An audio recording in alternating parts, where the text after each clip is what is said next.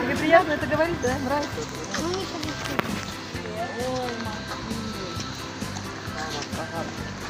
Мне нравится так Мишу называть как. Снимает! Улыбнитесь, вас снимать.